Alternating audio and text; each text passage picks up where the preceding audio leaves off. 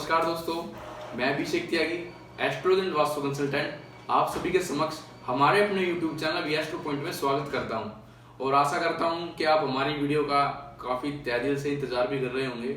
हम क्षमा चाहेंगे उन लोगों से जो निरंतर हमारी वीडियो देखते हैं। काफ़ी समय के अंतराल के बाद हम आपके समक्ष नए विषय और नई वीडियो के साथ साझा हुए हैं। स्वास्थ्य संबंधी समस्याएं व कुछ अन्य समस्याओं के चलते हम कुछ समय से वीडियो नहीं बना पाए थे, उसके लिए हम क्षमा प्रार्थी हैं, किंतु अब हमारी वीडियो निरंतर रूप से आपको रोजाना मिला करेंगी। आज हम एक ऐसे विषय के साथ आए हैं जो विषय हमारे जीवन में काफी प्रभावशाली है। देखिए, सभी लोगों ने लगभग वास्तु के बारे में सुना हुआ होगा कि वास्तु के अनुरूप मकान बनाया जाए या वास्तु के अनुरूप रहा जाए। देखिए, जीवन में व्यवस्थित रूप से रहने का नाम ही वास्तु है।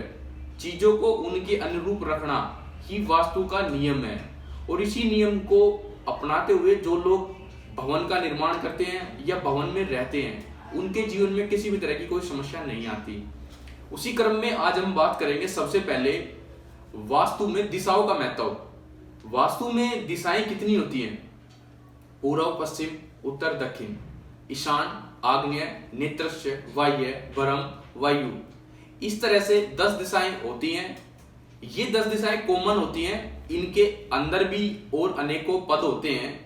जैसे किसी दिशा का 9 भागों में विभाजित कर देना, उसे पद कहा जाता है। ये और भी अंदर की चीजें होती हैं, किंतु आज हम सिर्फ दिशाओं के बारे में बात करेंगे। निरंतर हमारी वीडियो वास्तु के ऊपर आती रहेंगी, जो आपको हर दिशा से लेकर हर पद तक, अति मर्म स्थान तक के बारे में जानकारी देंगे। सबसे पहले आज पहले क्रम में बात करेंगे पूर्व दिशा की, जो कि हमारे जीवन में सबसे ज्यादा महत्व रखने वाली दिशा होती है। इस दिशा का वैज्ञानिक, ज्योतिष और वास्तु तीनों में पूर्ण रूप से नंबर 1 पर इस दिशा को रखा गया है। सूर्य का उदय होना, घर का इस दिशा में सूर्य की किरणों का आना सबसे महत्वपूर्ण माना गया है।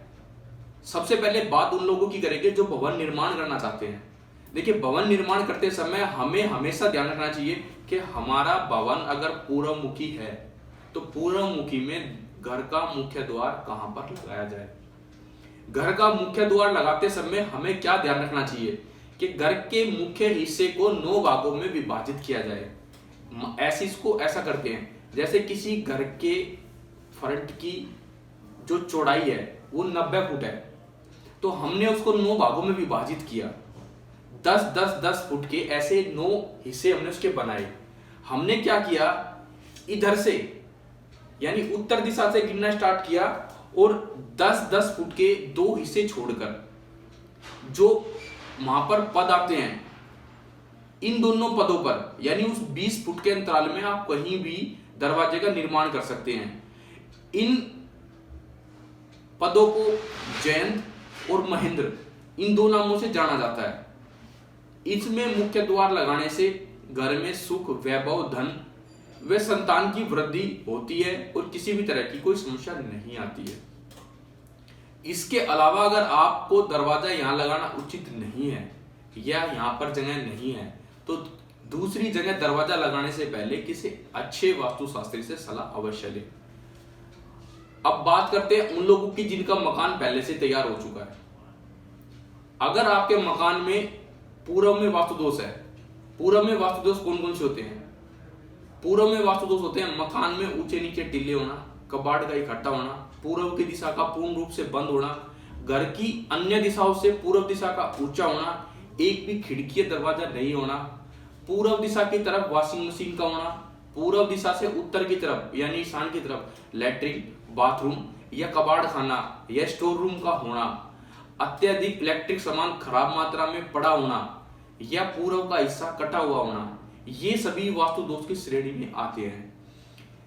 इनसे क्या होता है, घर में संतान की वृद्धि, संतान का बुद्धिहीन होना, परिवार के मुखिया का हमेशा कर्जे में रहना, घर में तनाव जैसी स्थिति होना, घर में औरतों से बिना बात का झगड़ा, कलेश या परिवार में स्त्रियों का बंधन टूट जाना। अगर लड़की है तो अपने घर आके रहेगी, अगर बीवी है तो अपने घर जाकर रहेगी। और मुख्यतः परिवार का कोई भी ऐसा सदस्य जो किसी गवर्नमेंट जॉब की तैयारी करता है या बड़े पद की तैयारी करता है, तो उसके एग्जाम में अंतिम पायदान पर जाकर रिटर्न आ जाना, यानी उन्नति में हर तरह की बाधा उत्पन्न करना पूर्व दिशा के वास्तु दोष का काम होता है। अब बात करेंगे पूर्व में वास्तु दोष का निवारण कैसे किया जाए। अगर आपका पूर्व का हिस्सा कटा हुआ है, अगर आपका घर का पूर्वी हिस्सा कटा हुआ है, तो उस हिस्से पर प्रतिबिंब लगाकर उस हिस्से को बड़ा किया जा सकता है। पूर्व की दिशा में अत्यधिक मात्रा में ऊंची दीवार बना दी गई है, तो अगर संभव है तो उस दीवार को नीचा करा दिया जाए।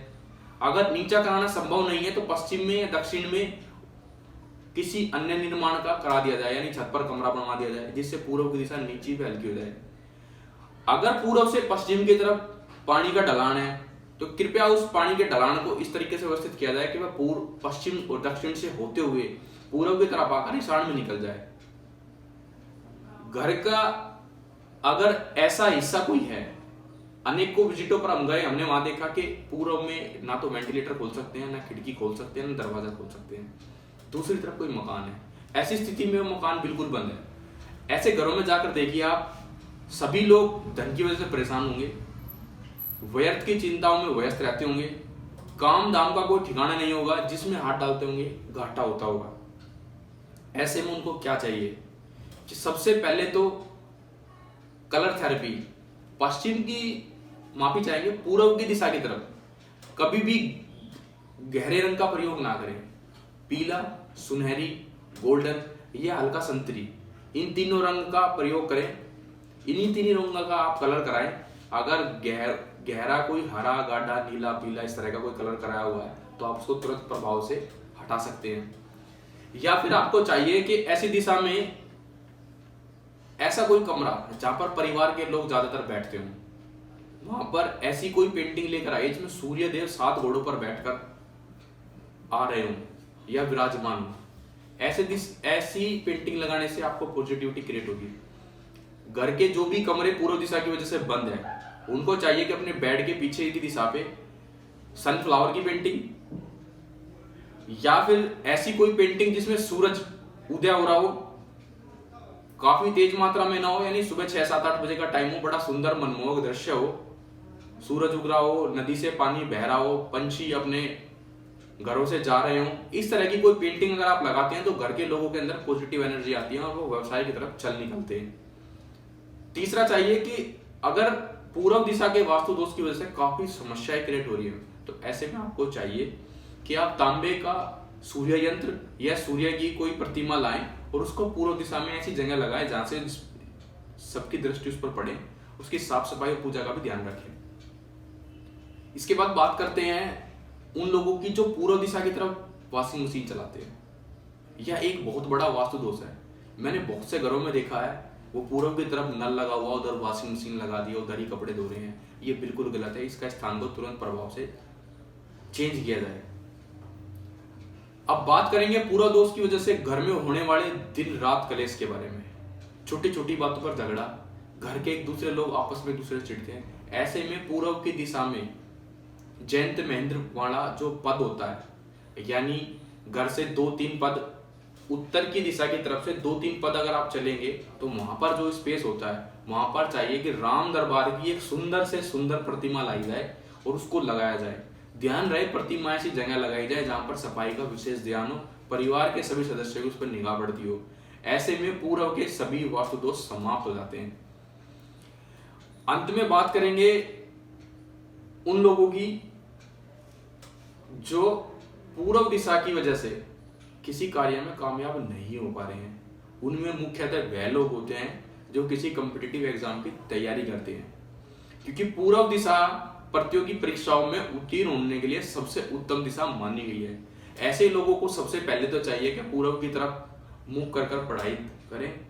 जहां भी वो पढ़ाई करें उनके पीछे कुछ ना कुछ हो, खाली जगह ना हो, यानी बैठते समय पीछे दीवार हो या किसी तरह कोई स्पेस हो, खाली जगह में ना बैठे। अपने सामने सूर्य यंत्र लगाकर रखें और भगवान गणेश की प्रतिमा भी अवश्य लगाएं। मैं आशा करता हूं कि आपको हमारी यह वास्तु की वीडियो काफी पसंद आई होगी। जिन भी लोगों को हमारी यह वीडियो पसंद आई है वो लाइक या सब्सक्राइब करना ना भूलें। इस वीडियो को शेयर अवश्य करें जिन लोगों के काम आ सके। नमस्कार, धन्यवाद।